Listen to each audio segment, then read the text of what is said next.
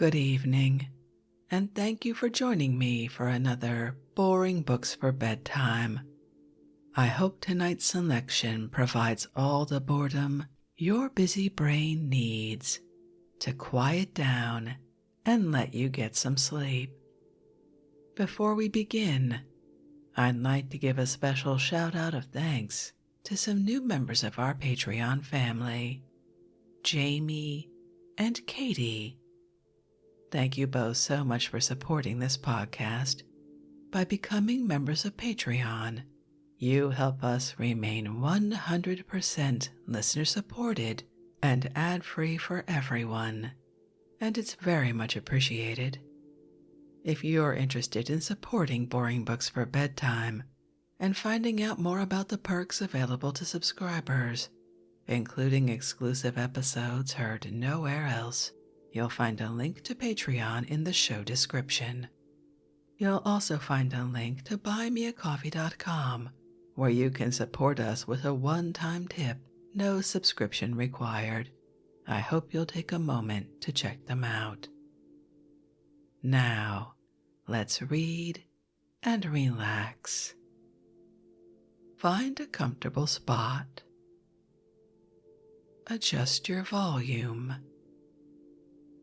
Take a nice deep breath in. Let it out slowly. And off we go.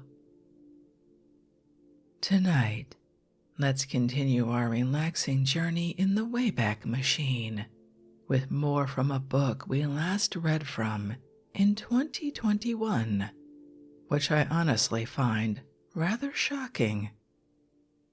We're reading The Travels of Marco Polo, or The Book of the Marvels of the World, as told by Rustichello de Pisa, from stories told by the Venetian explorer Marco Polo of his travels through Asia between 1271 and 1295. Here published in the complete Yule Cordier edition, including the unabridged third edition of 1903 of Henry Yule's annotated translation, as revised by Henri Cordier, together with Cordier's later volume of notes and addenda of 1920. Let's pick up right where we left off at the beginning of Chapter 19 as we work our way through Central Asia. Let's begin. Chapter 19 of the Descent to the City of Hormos.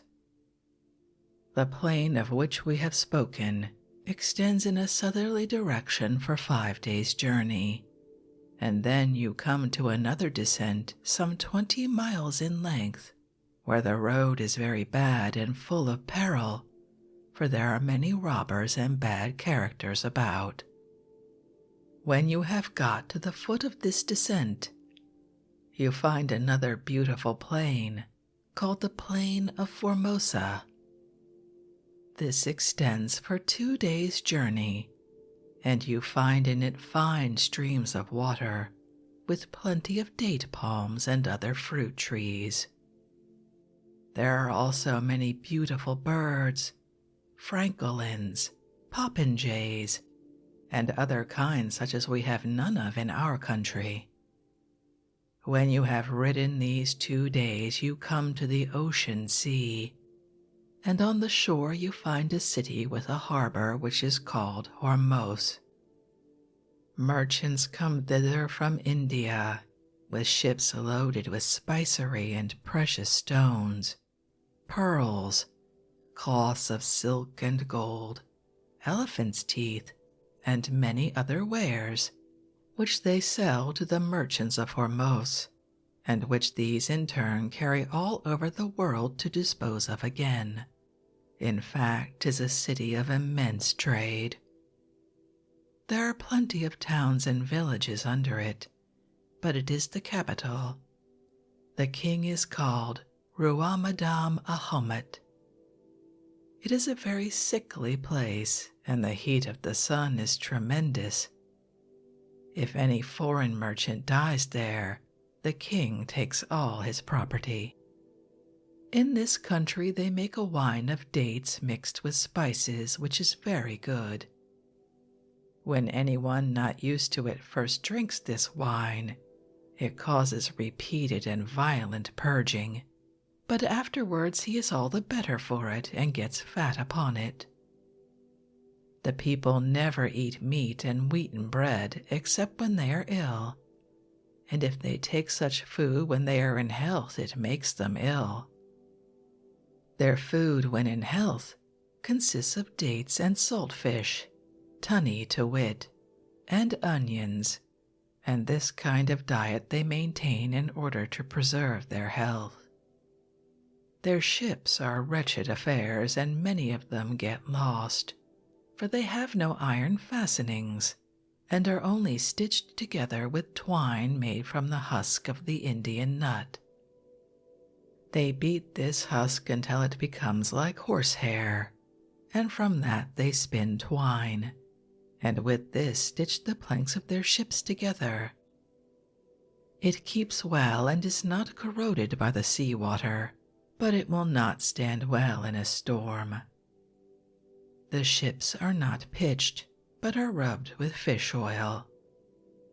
They have one mast, one sail, and one rudder, and have no deck, but only a cover spread over the cargo when loaded. This cover consists of hides, and on the top of these hides they put the horses which they take to India for sale. They have no iron to make nails of, and for this reason they use only wooden trenails in their shipbuilding, and then stitch the planks with twine as I have told you. Hence 'tis a perilous business to go on a voyage in one of those ships, and many of them are lost, for in that sea of India the storms are often terrible. The people are dark and are worshippers of Mahomet. The residents avoid living in the cities, for the heat in summer is so great that it would kill them. Hence they go out to sleep at their gardens in the country, where there are streams and plenty of water. For all that they would not escape, but for one thing that I will mention. The fact is, you see, that in summer a wind often blows across the sands which encompass the plain, so intolerably hot that it would kill everybody, were it not that when they perceive that wind coming, they plunge into water up to the neck, and so abide until the wind has ceased.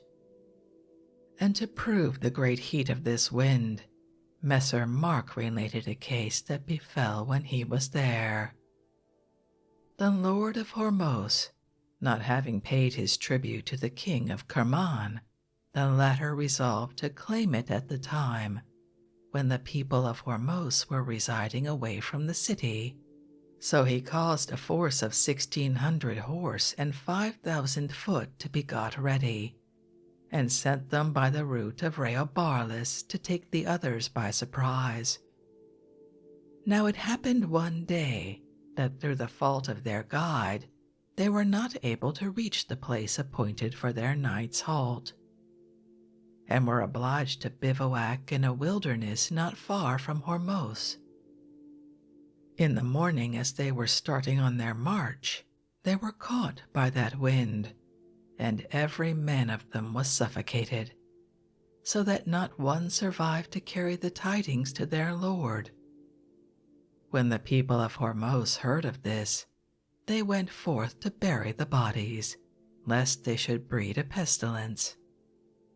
But when they laid hold of them by the arms to drag them to the pits, the bodies proved to be so baked, as it were, by the tremendous heat, that the arms parted from the trunks, and in the end the people had to dig graves hard by each where it lay, and so cast them in.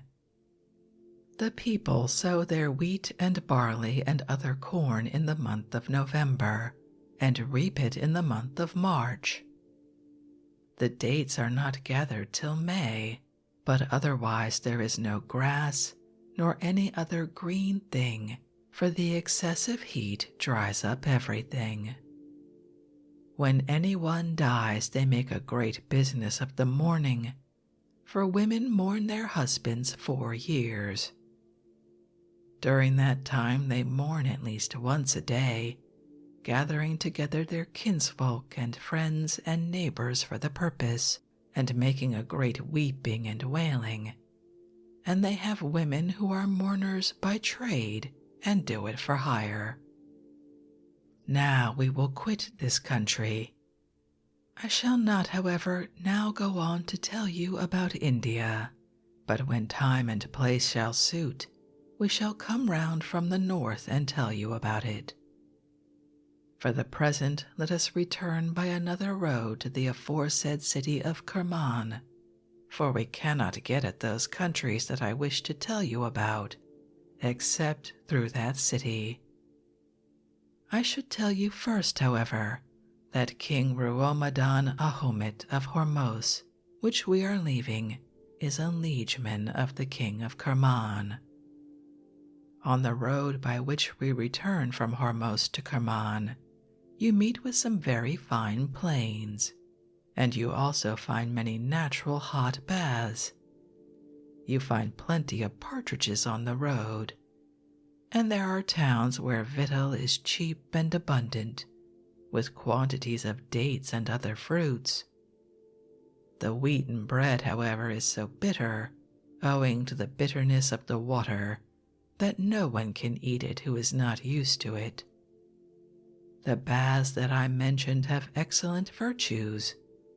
They cure the itch and several other diseases. Now then, I am going to tell you about the countries towards the north, of which you shall hear in regular order. Let us begin. Chapter 20 of the wearisome and desert road that has now to be traveled. On departing from the city of Kerman, you find the road for 7 days most wearisome, and I will tell you how it is. The first 3 days you meet with no water, or next to none, and what little you do meet with is bitter green stuff, so salt that no one can drink it. And in fact, if you drink a drop of it, it will set you purging 10 times at least by the way. It is the same with the salt which is made from those streams. No one dares to make use of it, because of the excessive purging which it occasions. Hence it is necessary to carry water for the people to last these 3 days. As for the cattle, they must needs drink of the bad water I have mentioned, as there is no help for it, and their great thirst makes them do so, but it scours them to such a degree that sometimes they die of it. In all those 3 days you meet with no human habitation. It is all desert and the extremity of drought. Even of wild beasts there are none, for there is nothing for them to eat. After those 3 days of desert, you arrive at a stream of fresh water running underground, but along which there are holes broken in here and there, perhaps undermined by the stream at which you can get sight of it. It has an abundant supply, and travelers, worn with the hardships of the desert, here rest and refresh themselves and their beasts. You then enter another desert which extends for 4 days. It is very much like the former, except that you do see some wild asses. And at the termination of these 4 days of desert, the kingdom of Kerman comes to an end, and you find another city which is called Kobinan. Chapter 21 concerning the city of Kobinan and the things that are made there. Kobinan is a large town. The people worship Muhammad. There is much iron and steel and ondanique, and they make steel mirrors of great size and beauty. They also prepare both tutia, a thing very good for the eyes, and spodium, and I will tell you the process. They have a vein of a certain earth which has the required quality, and this they put into a great flaming furnace, whilst over the furnace there is an iron grating. The smoke and moisture expelled from the earth of which I speak adhere to the iron grating, and thus form tutia, whilst the slag that is left after burning is the spodium. Chapter 22 of a certain desert that continues for 8 days' journey. When you depart from this city of Kobinan, you find yourself again in a desert of surpassing aridity, which lasts for some 8 days. Here are neither fruits nor trees to be seen, and what water there is bitter and bad, so that you have to carry both food and water. The cattle must needs drink the bad water, will they, nill they, because of their great thirst. At the end of those 8 days you arrive at a province which is called Tonikin. It has a good many towns and villages, and forms the extremity of Persia towards the north. It also contains an immense plain on which is found the Arbra Sol, which we Christians call the Arbra Sec, and I will tell you what it is like. It is a tall and thick tree, having the bark on one side green and the other white, and it produces a rough husk like that of a chestnut, but without anything in it.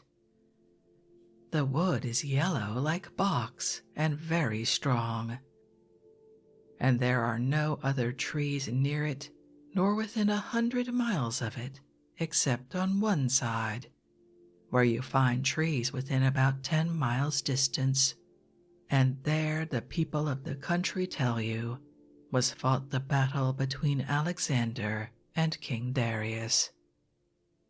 The towns and villages have great abundance of everything good, for the climate is extremely temperate, being neither very hot nor very cold. The natives all worship Muhammad and are a very fine-looking people, especially the women, who are surpassingly beautiful. Chapter 23 concerning the Old Man of the Mountain. Mulahet is a country in which the Old Man of the Mountain dwelt in former days, and the name means place of the Aram. I will tell you his whole history as related by Messer Marco Polo, who heard it from several natives of that region. The old man was called in their language Aloadin. He had caused a certain valley between 2 mountains to be enclosed, and had turned it into a garden, the largest and most beautiful that ever was seen, filled with every variety of fruit. In it were erected pavilions and palaces, the most elegant that can be imagined, all covered with gilding and exquisite painting. And there were runnels, too, flowing freely with wine and milk and honey and water, and numbers of ladies and of the most beautiful damsels in the world, who could play on all manner of instruments, and sung most sweetly, and danced in a manner that it was charming to behold, for the old man desired to make his people believe that this was actually paradise. So he had fashioned it after the description that Muhammad gave of his paradise, to wit, that it should be a beautiful garden, running with conduits of wine and milk and honey and water, and full of lovely women. And sure enough, the Saracens of those parts believed that it was paradise. Now, no man was allowed to enter the garden, save those whom he intended to be his Ashishin. There was a fortress at the entrance to the garden, strong enough to resist all the world, and there was no other way to get in. He kept at his court a number of the youths of the country, from 12 to 20 years of age, such as had a taste for soldiering, and to these he used to tell tales about paradise, just as Mohammed had been wont to do, and they believed in him just as the Saracens believe in Mohammed. Then he would introduce them into his garden, some 4 or 6 or 10 at a time, having first made them drink a certain potion, which cast them into a deep sleep, and then causing them to be lifted and carried in. So when they awoke, they found themselves in the garden. Chapter 24. How the old man used to train his assassins. When therefore they awoke and found themselves in a place so charming, they deemed that it was paradise in very truth, and the ladies and damsels dallied with them to their heart's content, so that they had what young men would have, and with their own good will they never would have quitted the place. Now this prince whom we call the Old One kept his court in grand and noble style, and made those simple hill folks about him believe firmly that he was a great prophet. And when he wanted one of his Ashishin to send on any mission, he would cause that potion whereof I spoke to be given to one of the youths in the garden, and then had him carried into his palace. So when the young man awoke, he found himself in the castle and no longer in that paradise, whereat he was not over well pleased. He was then conducted to the old man's presence, and bowed before him with great veneration, as believing himself to be in the presence of a true prophet. The prince would then ask whence he came, and he would reply that he came from paradise, and that it was exactly such as Mohammed had described it in the law. This, of course, gave the others who stood by, and who had not been admitted, the greatest desire to enter therein. So when the old man would have any prince slain, he would say to such a youth, "Go thou and slay so and so, and when thou returnest, my angels shall bear thee into paradise. And shouldst thou die, natheless, even so will I send my angels to carry thee back into paradise." So he caused them to believe, and thus there was no order of his that they would not affront any peril to execute, for the great desire they had to get back into that paradise of his. And in this manner the Old One got his people to murder anyone whom he desired to get rid of.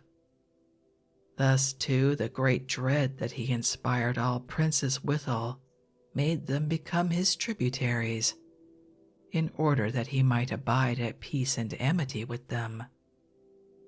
I should also tell you that the old man had certain others under him, who copied his proceedings and acted exactly in the same manner. One of these was sent into the territory of Damascus, and the other into Kurdistan. Chapter 25. How the old man came by his end.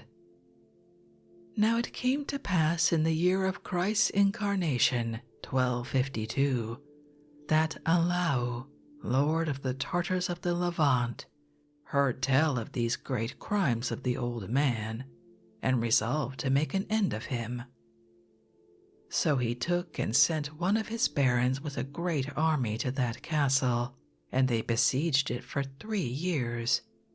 But they could not take it, so strong was it. And indeed, if they had had food within, it never would have been taken. But after being besieged those 3 years, they ran short of food and were taken.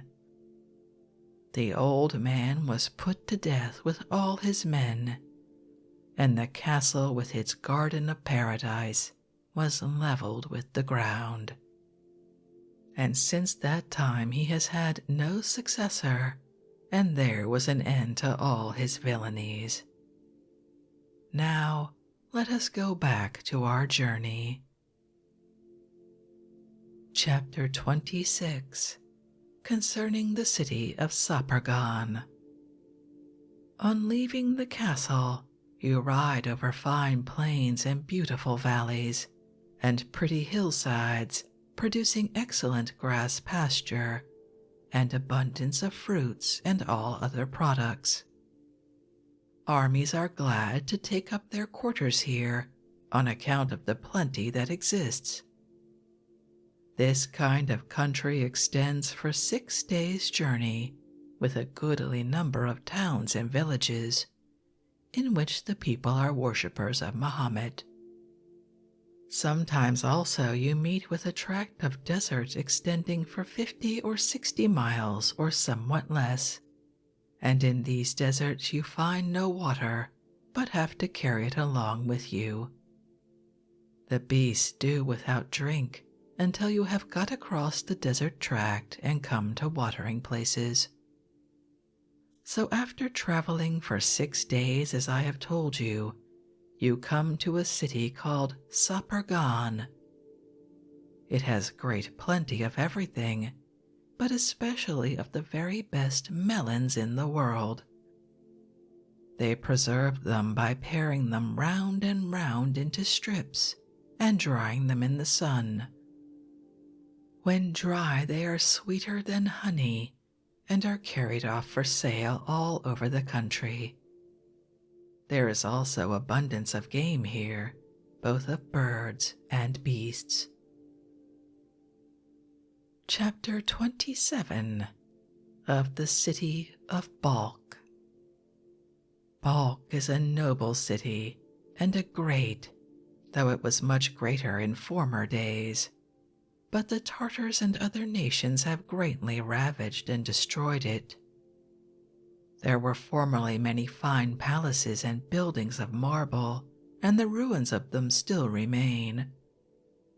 The people of the city tell that it was here that Alexander took to wife the daughter of Darius.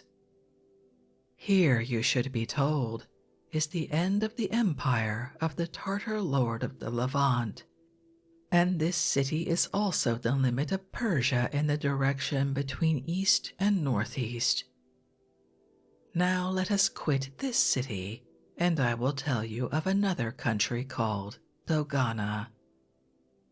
When you have quitted the city of which I have been speaking, you ride some 12 days between northeast and east without finding any human habitation, for the people have all taken refuge in fastnesses among the mountains on account of the banditti and armies that harass them. There is plenty of water on the road and abundance of game. There are lions, too. You can get no provisions on the road and must carry with you all that you require for these 12 days. Chapter 28, of Tychan and the Mountains of Salt, also of the province of Kasem. After these 12 days' journey, you come to a fortified place called Tychen, where there is a great corn market. It is a fine place, and the mountains that you see towards the south are all composed of salt. People from all the countries round to some 30 days' journey come to fetch this salt, which is the best in the world, and is so hard that it can only be broken with iron picks. 'Tis in such abundance that it would supply the whole world to the end of time. Other mountains there grow almonds and pistachios, which are exceedingly cheap. When you leave this town and ride 3 days further between northeast and east, you meet with many fine tracts full of vines and other fruits, and with a goodly number of habitations, and everything to be had very cheap. The people are worshippers of Mahomet, and are an evil and a murderous generation, whose great delight is in the wine shop, for they have good wine, albeit it be boiled, and are great topers. In truth, they are constantly getting drunk. They wear nothing on the head but a cord some 10 palms long twisted round it. They are excellent huntsmen, and take a great deal of game. In fact, they wear nothing but the skins of the beasts they have taken in the chase, for they make of them both coats and shoes. Indeed, all of them are acquainted with the art of dressing skins for these purposes. When you have ridden those 3 days, you find a town called Kasem, which is subject to a count. His other towns and villages are on the hills, but through this town there flows a river of some size. There are a great many porcupines hereabouts, and very large ones too. When hunted with dogs, several of them will get together and huddle close, shooting their quills at the dogs, which get many a serious wound thereby. This town of Kasem is at the head of a very great province which is also called Kasem. The people have a peculiar language. The peasants who keep cattle abide in the mountains and have their dwellings in caves, which form fine and spacious houses for them, and are made with ease, as the hills are composed of earth. After leaving the town of Kasem, you ride for 3 days without finding a single habitation or anything to eat or drink, so that you have to carry with you everything that you require.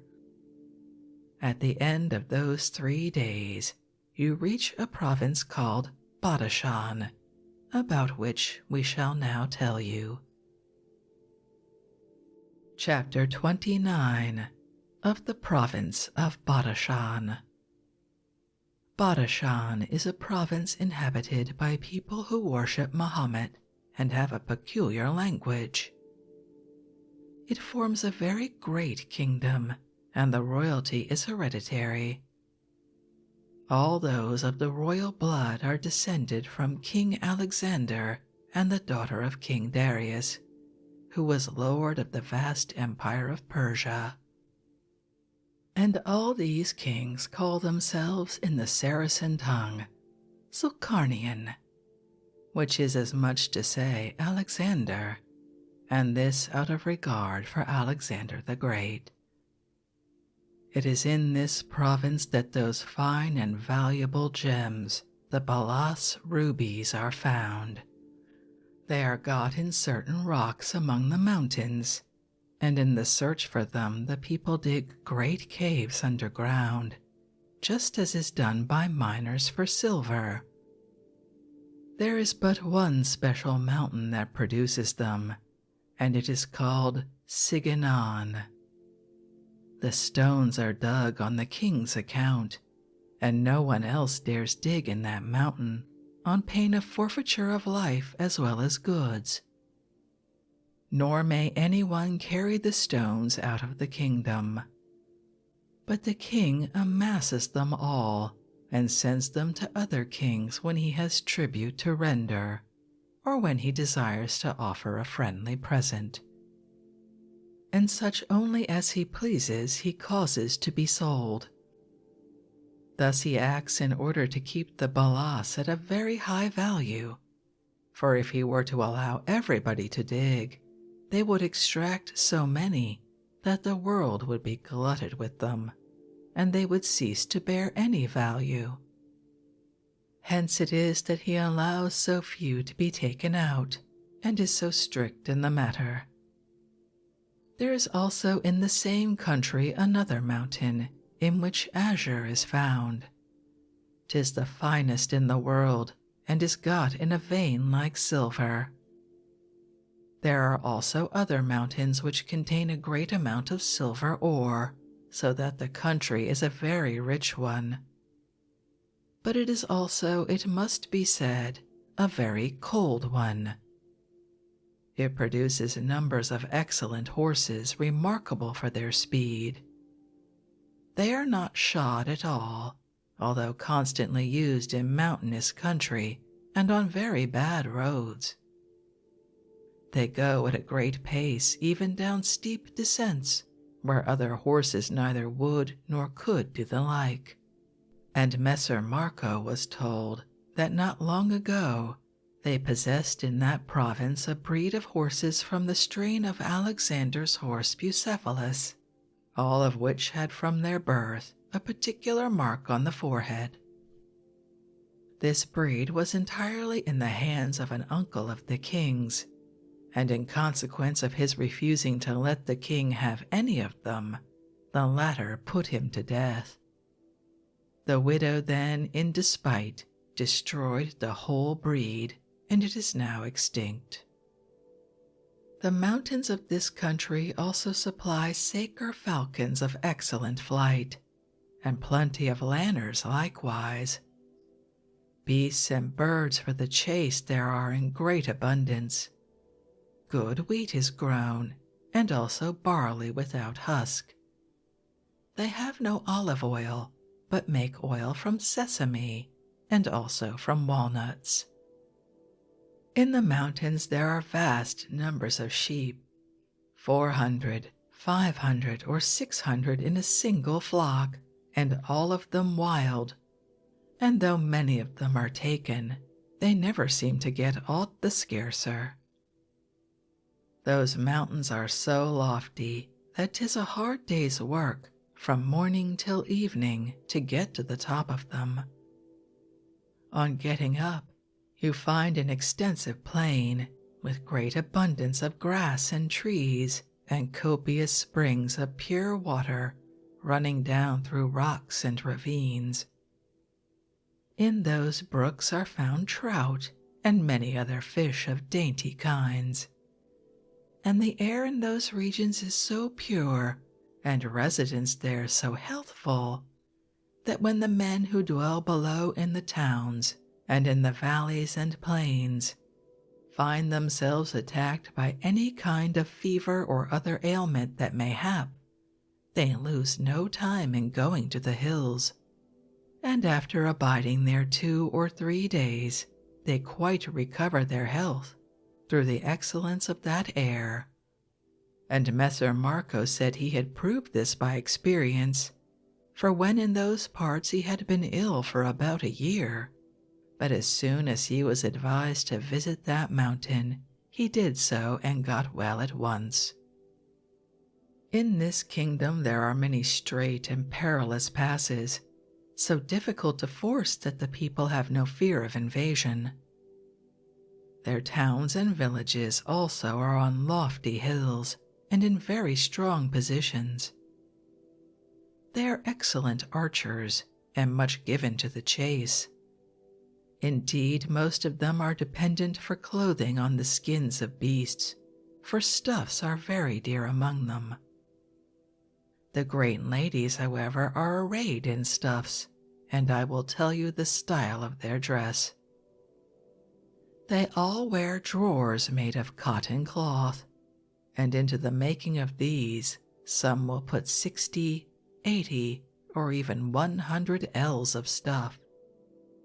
This they do to make themselves look large in the hips, for the men of those parts think that to be a great beauty in a woman. Chapter 30 of the Province of Pashai. You must know that 10 days' journey to the south of Badashan, there is a province called Pashai.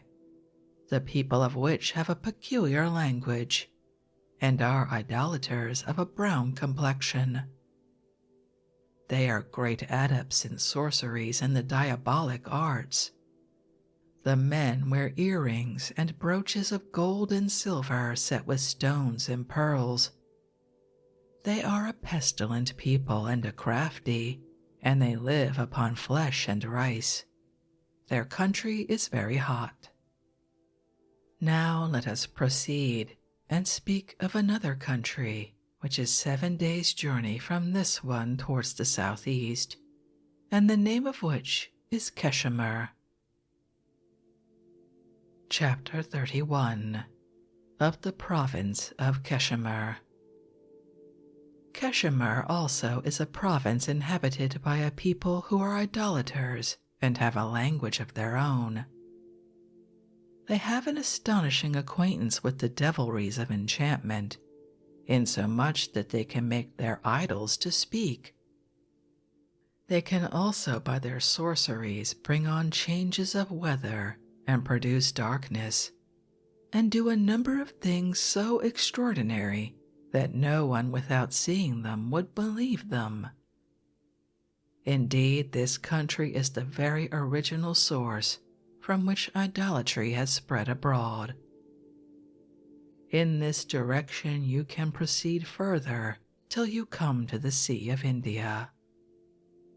The men are brown and lean, but the women, taking them as brunettes, are very beautiful. The food of the people is flesh and milk and rice. The clime is finely tempered, being neither very hot nor very cold. There are numbers of towns and villages in the country, but also forests and desert tracts and strong passes, so that the people have no fear of anybody and keep their independence, with a king of their own to rule and do justice. There are in this country eremites, after the fashion of those parts, who dwell in seclusion and practice great abstinence in eating and drinking. They observe strict chastity and keep from all sins forbidden in their law, so that they are regarded by their own folk as very holy persons. They live to a very great age. There are also a number of idolatrous abbeys and monasteries. The people of the province do not kill animals nor spill blood, so if they want to eat meat, they get the Saracens who dwell among them to play the butcher. The coral which is carried from our parts of the world has a better sale there than in any other country. Now we will quit this country and not go any further in the same direction, for if we did so we would enter India, and that I do not wish to do at present, for on our return journey I mean to tell you about India, all in regular order. Let us go back, therefore, to Badashan, for we cannot otherwise proceed on our journey. Chapter 32 of the Great River of Badashan. In leaving Badashan, you ride 12 days between east and northeast, ascending a river that runs through land belonging to a brother of the Prince of Badashan, and containing a good many towns and villages and scattered habitations. The people are Mahometans and valiant in war. At the end of those 12 days you come to a province of no great size, extending indeed no more than 3 days' journey in any direction, and this is called Vokan. The people worship Mahomet, and they have a peculiar language. They are gallant soldiers, and they have a chief whom they call Nun, which is as much as to say Count, and they are liegemen to the Prince of Badashan. There are numbers of wild beasts of all sorts in this region, and when you leave this little country and ride 3 days northeast, always among mountains, you get to such a height that 'tis said to be the highest place in the world. And when you have got to this height, you find a great lake between two mountains, and out of it a fine river running through a plain, clothed with the finest pasture in the world, insomuch that a lean beast there will fatten to your heart's content in 10 days. There are great numbers of all kinds of wild beasts, among others wild sheep of great size, whose horns are good 6 palms in length. From these horns the shepherds make great bowls to eat from, and they use the horns also to enclose folds for their cattle at night. Messer Marco was told also that the wolves were numerous and killed many of those wild sheep. Hence quantities of their horns and bones were found, and these were made into great heaps by the wayside, in order to guide travelers when snow was on the ground. The plain is called Pamir, and you ride across it for 12 days together, finding nothing but a desert without habitations or any green thing, so that travelers are obliged to carry with them whatever they have need of. The region is so lofty and cold that you do not even see any birds flying. And I must notice also that because of this great cold, fire does not burn so brightly, nor give out so much heat as usual, nor does it cook food so effectually. Now, if we go on with our journey towards the east-northeast, we travel a good 40 days, continually passing over mountains and hills or through valleys, and crossing many rivers and tracts of wilderness. And in all this way you find neither habitation of man nor any green thing, but must carry with you whatever you require. The country is called Balor. The people dwell high up in the mountains and are savage idolaters, living only by the chase and clothing themselves in the skins of beasts. They are in truth an evil race. Chapter 33 of the Kingdom of Kaskar. Kaskar is a region lying between northeast and east, and constituted a kingdom in former days, but now it is subject to the Great Khan. The people worship Muhammad. There are a good number of towns and villages, but the greatest and finest is Kaskar itself. The inhabitants live by trade and handicrafts. They have beautiful gardens and vineyards and fine estates, and grow a great deal of cotton. From this country many merchants go forth about the world on trading journeys. The natives are a wretched set of people. They eat and drink in miserable fashion. There are in the country many Nestorian Christians who have churches of their own. The people of the country have a peculiar language, and the territory extends for 5 days' journey. Chapter 34 of the Great City of Samarkand. Samarkand is a great and noble city towards the northwest, inhabited by both Christians and Saracens, who are subject to the Great Khan's nephew, Kaidu by name. He is, however, at bitter enmity with the Khan. I will tell you of a great marvel that happened at this city. It is not a great while ago that Sigete, own brother to the Great Khan, who was lord of this country, and of many and one besides, became a Christian. The Christians rejoiced greatly at this, and they built a great church in the city in honor of John the Baptist, and by his name the church was called. And they took a very fine stone which belonged to the Saracens, and placed it as the pedestal of a column in the middle of the church, supporting the roof. It came to pass, however, that Sigete died. Now the Saracens were full of rancor about that stone that had been theirs, and which had been set up in the church of the Christians. And when they saw that the prince was dead, they said one to another that now was the time to get back their stone, by fair means or foul, and that they might well do, for they were 10 times as many as the Christians. So they got together and went to the church and said that the stone they must and would have. The Christians acknowledged that it was theirs indeed, but offered to pay a large sum of money and so be quit. Howbeit, the others replied that they never would give up the stone for anything in the world, and words ran so high that the prince heard thereof, and ordered the Christians either to arrange to satisfy the Saracens, if it might be, with money, or to give up the stone. And he allowed them 3 days to do either the one thing or the other. What shall I tell you?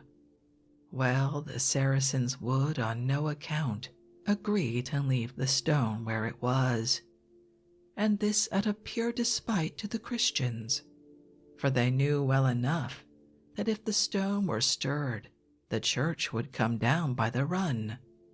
So the Christians were in great trouble and wist not what to do. But they did do the best thing possible.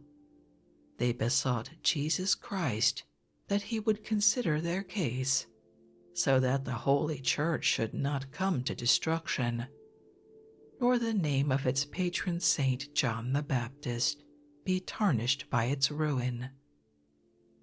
And so when the day fixed by the prince came around, they went to the church betimes in the morning, and lo, they found the stone removed from under the column. The foot of the column was without support, and yet it bore the load as stoutly as before. Between the foot of the column and the ground there was a space of 3 palms. So the Saracens had away their stone, and mighty little joy withal. It was a glorious miracle, nay, it is so, for the column still so standeth, and will stand as long as God pleaseth. Now let us quit this and continue our journey. Chapter 35 of the Province of Yarkhan. Yarkhan is a province 5 days' journey in extent. The people follow the law of Mohammed, but there are also Nestorian and Jacobite Christians. They are subject to the same prince that I mentioned, the great Khan's nephew. They have plenty of everything, particularly of cotton. The inhabitants are also great craftsmen, but a large proportion of them have swollen legs and great crops at the throat, which arises from some quality in their drinking water. As there is nothing else worth telling, we may pass on.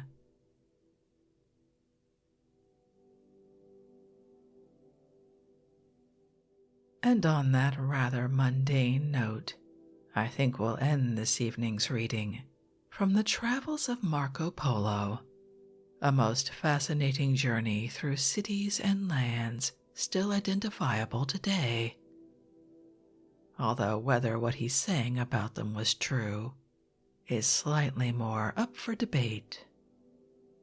I hope you enjoyed that.